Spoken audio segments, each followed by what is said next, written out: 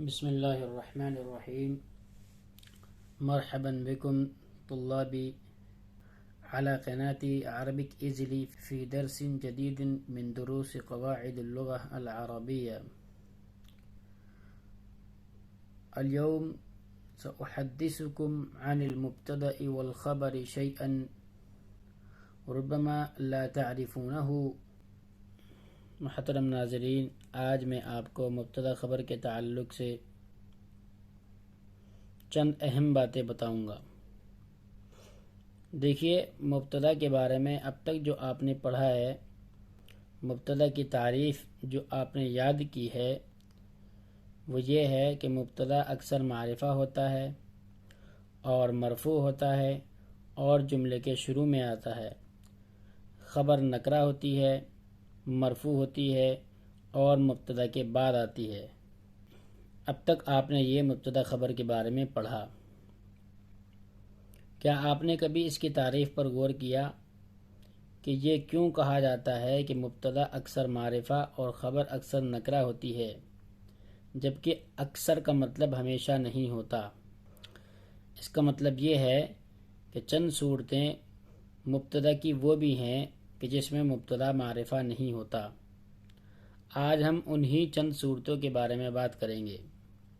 میں نے چند مثالیں پیش کی ہیں اردو میں، ان کے توسط سے ہم یہ جاننے کی کوشش کریں گے کہ وہ کون سی صورتیں ہیں کہ جن میں مبتدا معرفہ نہیں ہوتا۔ پہلی مثال ہے، گھر میں ایک لڑکا ہے۔ جو تعریف ہم نے یاد کی ہے اس کے مطابق اس کی عربی بنے گی ولد فی البیت۔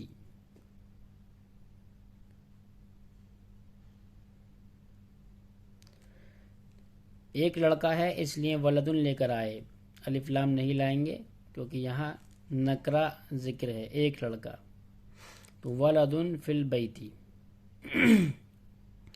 ولدن مبتدا، فی البیت خبر۔ لیکن ہم نے یہ یاد کیا تھا کہ مبتدا اکثر معرفہ ہوتا ہے، لیکن یہاں نکرہ آ گیا، تو کیا یہ جملہ ٹھیک ہے؟ دیکھیے، ایک قاعدہ یاد رکھیے کہ اگر مبتدا کی خبر جار مجرور کی شکل میں یا ظرف کی شکل میں ہو، اس حالت میں کہ مبتدا نکرہ ہو اور نکرہ بھی ایسا ہو کہ اس کی صفت وغیرہ بیان نہ کی گئی ہو، اس جملے کے اندر خالص نکرہ آیا ہو، اس صورت میں خبر کو مبتدا سے پہلے لائیں گے اور مبتدا خبر کے بعد آئے گا۔ دیکھیے، قاعدہ یاد رکھیے کہ اگر مبتدا کی خبر جار مجرور کی یا ظرف کی شکل میں ہو، اس حالت میں کہ مبتدا نکرہ ہو، تو اس وقت خبر کو مبتدا پر مقدم کر دیں گے، یعنی کہ یہ خبر پہلے آئے گی فی البیت ولدن۔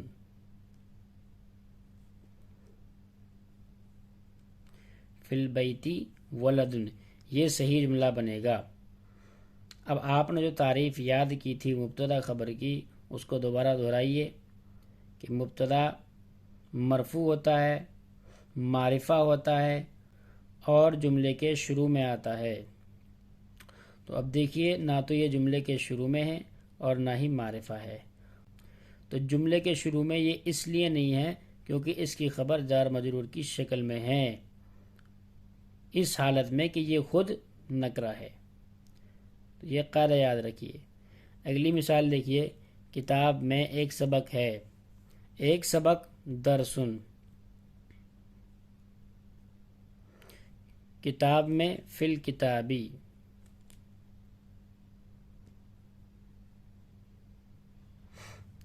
اب دیکھیے، یہ درسن نکرہ ہے، مبتدا نکرہ کی شکل میں آیا ہے اور ساتھ ساتھ یہ بھی پایا جا رہا ہے کہ اس کی خبر جار مجرور کی شکل میں آئی ہے۔ تو قاعدہ یہ ہے کہ اگر مبتدا کی خبر جار مجرور کی شکل میں ہو یا ظرف کی شکل میں ہو، اس حالت میں کہ مبتدا بھی نکرہ ہو، تو اس وقت خبر مقدم ہو جائے گی۔ مقدم مطلب خبر مبتدا سے پہلے آئے گی۔ اس کو لکھیں گے ہم فی الکتابی درسن، اس طرح جملہ صحیح بنے گا۔ میرے پاس ایک آدمی ہے، ایک آدمی، آدمی کے اندر مرد عورت دونوں آ جاتے ہیں، اس کی عربی بنے گی انسانن یا شخصن، ہم شخصن لکھ دیتے ہیں، شخصن عندی۔ اب دیکھیے مبتدا نکرہ ہے اور اس کی خبر ظرف کی شکل میں آئی ہے، ظرف مکان کی شکل میں، عندی میرے پاس، خبر مقدم ہو جائے گی، پہلے عندی لکھیں گے اس کے بعد شخصن لکھیں گے، ٹھیک ہے۔ ہماری گھریلو زندگی میں ایک کمی ہے، ایک کمی ہے، ایک کمی کے لیے عربی آتی ہے نقصن، کمی۔ ہماری گھریلو زندگی میں، فی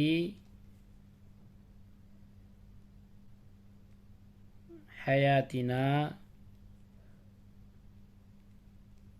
المنزلیہ، فی حیاتنا المنزلیہ، دیکھیے یہ حیات کی صفت ہے منزلیہ، اور حیات کیا ہے؟ مضاف، تو مضاف کی صفت بیان کرنی ہوتی ہے تو مضاف لے کے بعد لے کر آتے ہیں۔ نقص فی حیاتنا المنزلیہ، ہماری گھریلو زندگی میں ایک کمی ہے۔ تو اب دیکھیے مبتدا نکرہ ہے اور اس کی خبر جار مجرور کی شکل میں آئی ہے، فی آ رہا ہے نا، تو اب کیا کریں گے ہم کہ اس کی خبر کو مقدم کر دیں گے، کہیں گے فی حیاتنا المنزلیہ نقص، ٹھیک ہے، یہ مؤخر ہو جائے گا۔ سچ بولنے میں نجات ہے، سچ بولنے میں نجات ہے، تو فی الصدقی صحیح عربی جو بنے گی نجاتن،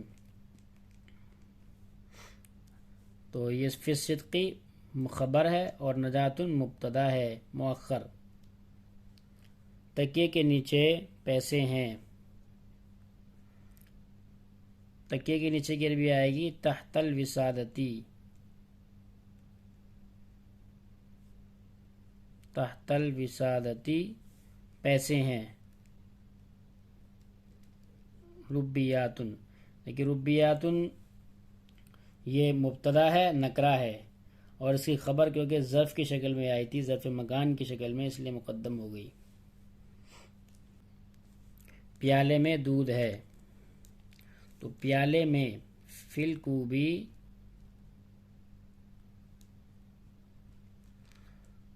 لبن، لبن مبتدا مؤخر اور فی الکوبی خبر ہے، کیونکہ یہ جار مجرور کی شکل میں ہے اس لیے مقدم ہو گئی۔ دسترخوان پر کھانا ہے، تو پہلے دسترخوان پر اس کی عربی بنائیں گے، اعلی یا فوق لے کر آئیے، فوق المائدتی طعام، سمجھ میں آ رہا ہے نا؟ آپ کی کتاب کہاں ہے، یہ الگ جملہ ہے، کہاں ہے، تو کہاں ہے کی عربی آتی ہے اینا، اور کتابوں کا آپ کی کتاب۔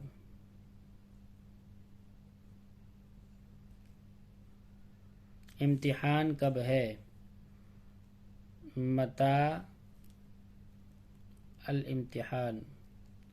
تو دیکھیے ایک چیز اور ایڈ ہوگی اس کے اندر، میں نے بتایا تھا کہ مبتدا کی خبر اگر جار مجرور کی شکل میں ہو یا ظرف کی شکل میں ہو اور مبتدا نکرہ ہو تو اس صورت میں مبتدا کی خبر پہلے آتی ہے اور مبتدا بعد میں آتا ہے، جیسے اوپر کی مثالیں دی گئی۔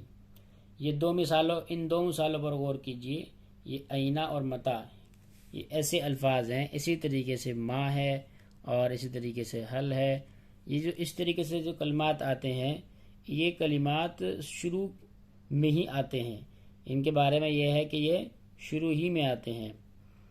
تو ایک قاعدہ اور دھیان رکھیے کہ مبتدا کی خبر اگر ایسے کلمات بنیں کہ جن کا خاصہ یہ ہے کہ وہ شروع ہی میں آتے ہیں تو اس وقت ان کو شروع میں رکھیں گے اور مبتدا کو مؤخر کر دیں گے۔ جیسے یہاں ہے آئینہ کتابوں کا، تو آئینہ یہ خبر ہے اور کتابوں کا مبتدا ہے۔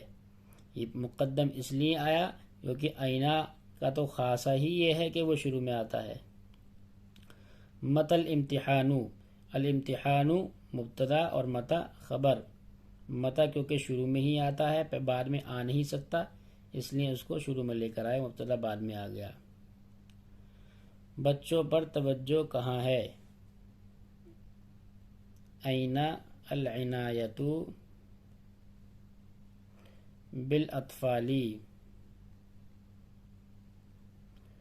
اب دیکھیے العنایۃ بالاطفال مبتدا اور آئینہ خبر۔ آئینہ کیونکہ شروع میں ہی آ سکتا ہے اس لیے شروع میں لکھا۔ اب دیکھیے غور کیجئے، اگر آپ یہ قاعدہ نہ پڑھتے یہ والا آئینہ متا والا، تو بہت سے لوگ ہو سکتا ہے کہ اس کو متل امتحان کو متا امتحان لکھتے، اور ان کے نزدیک دلیل یہ ہوتی کہ متا مبتدا ہے اور مبتدا معرفہ ہوتا ہے اور امتحان خبر ہے اور وہ نکرہ ہوتی ہے، اس لیے الف لام نہیں لے کر آئیں گے، الف لام لے کر آئیں گے تو جملہ غلط ہو جائے گا۔ جبکہ امتحان یہاں الامتحان مبتدا ہے اور متا خبر ہے کیونکہ مقدم ہو گئی ہے، اور اس کی وجہ میں نے بتا دی۔ تو اگر آپ قاعدے کو جان لیں گے، جتنی بھی چیزیں میں نے آپ کو پڑھائی ہیں، بہت سے لوگ یہ سوچ سکتے ہیں کہ ان کو پڑھانے کی ضرورت کیا ہے، یہ چیز تو مطالعہ کرتے کرتے خود آ جاتی ہے۔ تو بے شک مطالعہ کرتے کرتے یہ چیزیں آپ کو سمجھ میں آ جائیں گی اور آپ استعمال بھی کرنے لگیں گے، لیکن اگر آپ قاعدے کو جان لیتے ہیں تو زیادہ چانسز بڑھ جاتے ہیں اس بات کے کہ آپ اچھے سے ان کا استعمال اپنے جملوں میں کر سکتے ہیں، کوئی غلطی نہیں ہوگی۔ دیکھیے مبتدا کے مؤخر ہونے کی دو صورتیں اور ہیں، انشاءاللہ اس کے اوپر ایک اور ویڈیو ہم بنائیں گے۔ فی الحال کے لیے اتنا ہی کافی ہے، ویڈیو لمبا ہو جائے گا۔ آپ کو صرف ان جملوں کو سمجھنا نہیں ہے، ان کی ترکیب نہیں کرنی ہے، کون سا لفظ کیا بن رہا ہے صرف یہ نہیں جاننا ہے، بلکہ نحو کو پڑھانے کا مقصد ایک یہ بھی ہے کہ آپ کو ترکیب آ جائے۔ ترکیب آ جائے مطلب وہ والی ترکیب نہیں کہ یہ مبتدائی خبر ہے، بہت ساری ترکیبیں عربی زبان میں ہوتی ہیں، ایک ہی بات کو تعبیر کرنے کے لیے مختلف ترکیبوں کا استعمال کیا جاتا ہے، تو زیادہ سے زیادہ اگر آپ کو ترکیبیں یاد ہوں گی تو آپ اچھے سے انشاء بنا سکتے ہیں، آپ کی انشاء میں تنوع ہوگا جو کہ پسندیدہ ہے۔ تو اگر یہ دیکھیے فی الکوب لبن، اگر یہ قاعدہ آپ نہ پڑھو تو لبن فی الکوب بھی بہت سے لوگ کہہ سکتے ہیں، تو اس غلطی سے بچنے کے لیے یہ قاعدہ ہم نے جانا۔ دیکھیے چھوٹے چھوٹے جملے ہیں اس لیے آپ کو آسان لگ رہے ہیں، اور آپ یہ سوچ رہے ہوگے کہ ان کو پڑھنے کا کوئی فائدہ نہیں ہے، اتنا تو ہم خود بھی سمجھ سکتے ہیں، لیکن اگر اسی طریقے کے جملے اشعار میں آ جائیں کہ جن میں مبتدا مؤخر اور خبر مقدم ہو تو آپ کے لیے سمجھنا مشکل ہو جائے گا، اس لیے قاعدوں کو پڑھنا بہتر رہتا ہے تاکہ اشعار کو سمجھنے میں زیادہ سے زیادہ مدد ملے۔ آج کا یہ درس یہیں ختم ہوتا ہے، ویڈیوز کو شیئر کیجیے، چینل کو سبسکرائب کیجیے۔ السلام علیکم۔